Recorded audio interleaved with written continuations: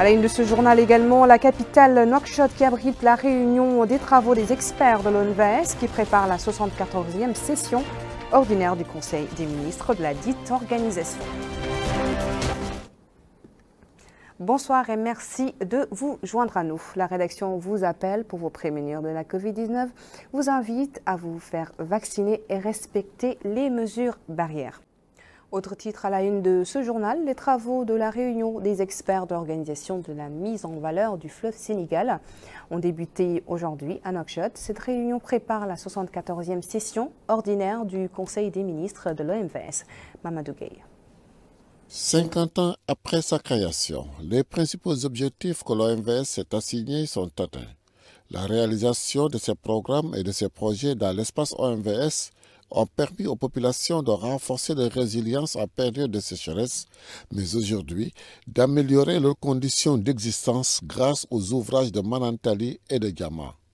C'est pourquoi l'ouverture de cette session des experts de l'OMVS, en prélude à la 74e session ordinaire du Conseil des ministres de l'Organisation pour la mise en valeur du fleuve Sénégal, revêt une importance toute particulière.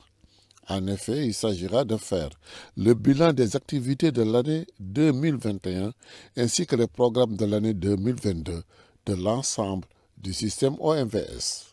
Plusieurs réalisations ont été faites dans les principaux secteurs de valorisation de l'eau. Énergie, navigation, agriculture, eau potable et environnement.